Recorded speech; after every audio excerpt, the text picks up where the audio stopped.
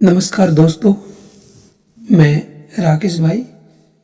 मैं एक ऐसी कोई प्राथमिक चिकित्सा का एक लघु पेटी का बारे में बताने के लिए मैं एक छोटा सा वीडियो बनाऊंगा। उस लघु पेटिका में कुछ ऐसी छोटी छोटी दवाई हर घर में होना चाहिए जिसको हर परिवार समय आने पर उसको सही प्रयोग कर सके। तो उसमें क्या क्या होना चाहिए उसके बारे में कम से कम आपके पास एक लघु पेटिका मैंने बनाया है, जिसमें ज़्यादा नहीं 20-22 दवा तो हर घर में होनी चाहिए, कभी भी काम आ सकती है। वो क्या क्या है?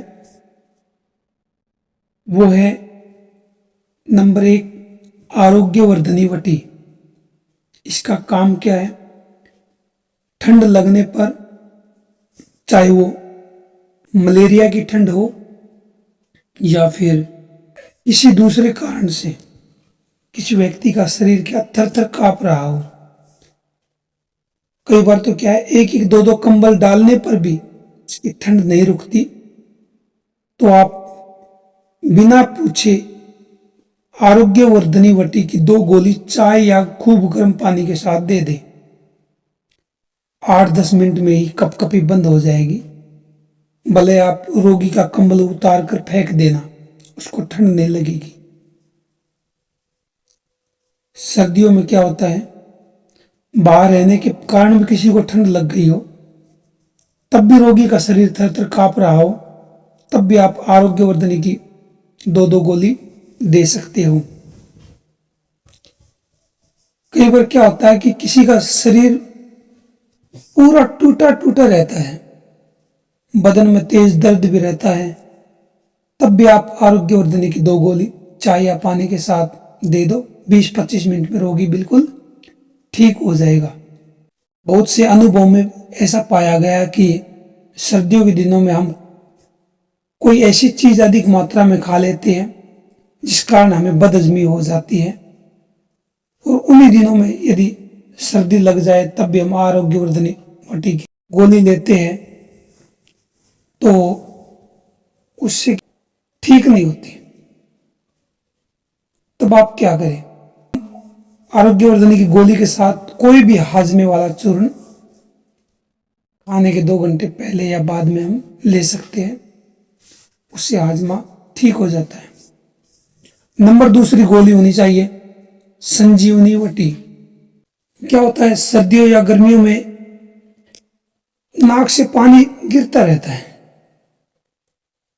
तो संजीवनी वटी की 2 गोली गर्म पानी या गर्म चाय के साथ ले लो। 15 मिनट में असर शुरू हो जाएगा।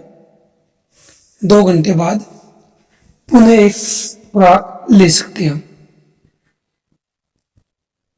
नंबर 3 पे आता है आपको घर में रखने वाली चीज, आनंद भैरव रस।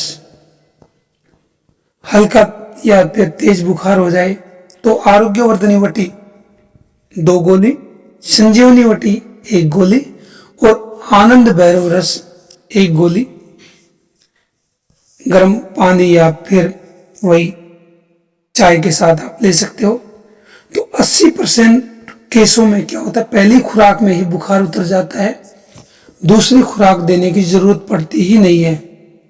और 20% रोगियों को क्या होता है, लगातार 3-4 दिनों तक ये दवा देनी पड़ती है।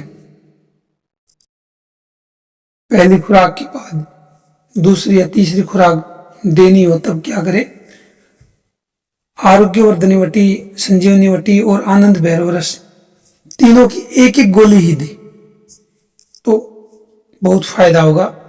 नंबर 4 पे श्रृंग भस्म। श्रृंग भस्म किस काम आती है?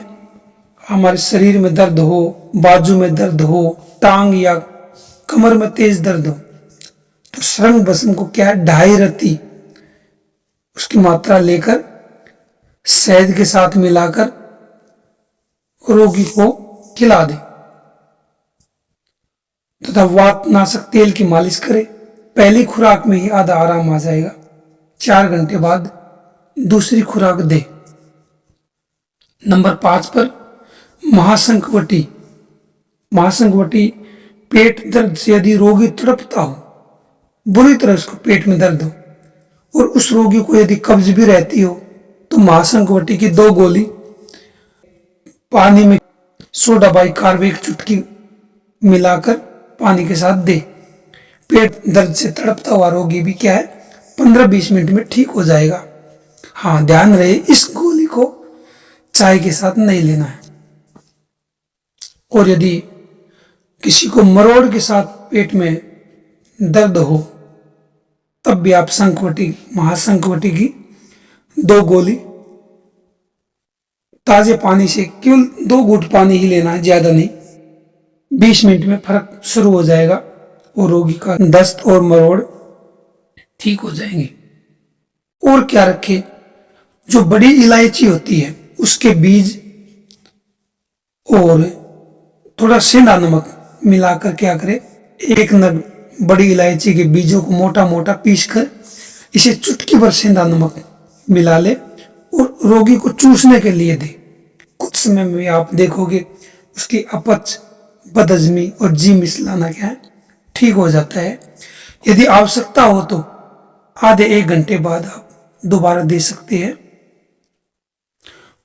और ऊपर से पानी वगैरह कुछ नहीं देना है, क्योंकि ये चूसना है।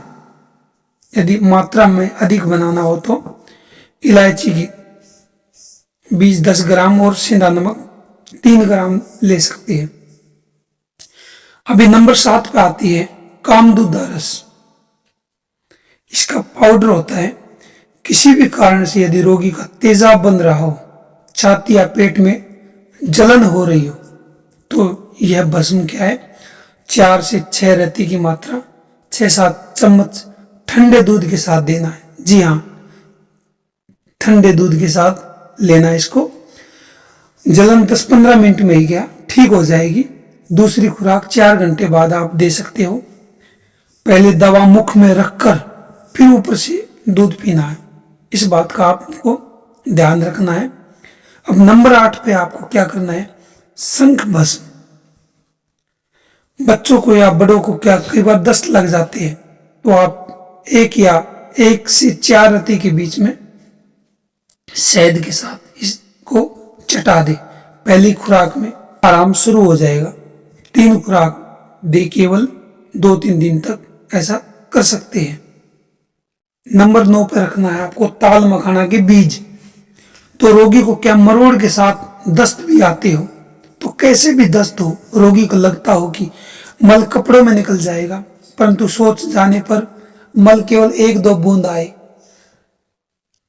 तब भी आप मल उतरता ही नहीं हो, तो ताल मखाना क्या है 2 ग्राम, इसको आधा चम्मच ले और 100 ग्राम दही जो खट्टी न हो और 2 चुटकी खाने वाला नमक इसमें मिलाकर रख ले।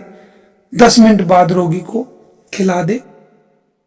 दस्त क्या है बिल्कुल बंद हो जाएंगे, दूसरा दस्त नहीं आएगा। खाने में आप खिचड़ी वगैरह ही दे, रोटी वगैरह का सेवन न कराए। नंबर 10 पे आप क्या करें, बड़ी इलायची व लौंग वाला चूर्ण।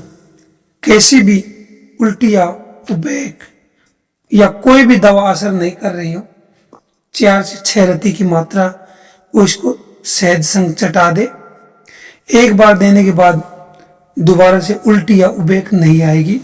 1 महीने से सूखे उबेक रोगी को आ रहे हैं तो 1 मात्रा में ही ठीक हो जाते हैं। बच्चों को इसको कम मात्रा में दे। एक बड़ी इलायची को जो साबुत लेकर गैस या तवे पर रखकर उसको पहले क्या जला ले। जब छिलका जलकर काला हो जाए तब बीज निकाल ले और 2 लौंग मिलाकर पीसकर शहद के साथ रोगी को चटा दे। इकट्ठा बनाने के लिए आप इलायची की 100 ग्राम ले लो और लौंग को 30 ग्राम ले सकते हैं। तो वैसे आप बना सकते हो। तो दोस्तों इतने अच्छे अच्छे फार्मूले हैं हमारे आयुर्वेद में, इनका आप प्रयोग करें, दूसरों को बताएं और लाभ लें। इसी को मैं पार्ट 2 में बनाऊंगा। राम राम, जय माता जी की।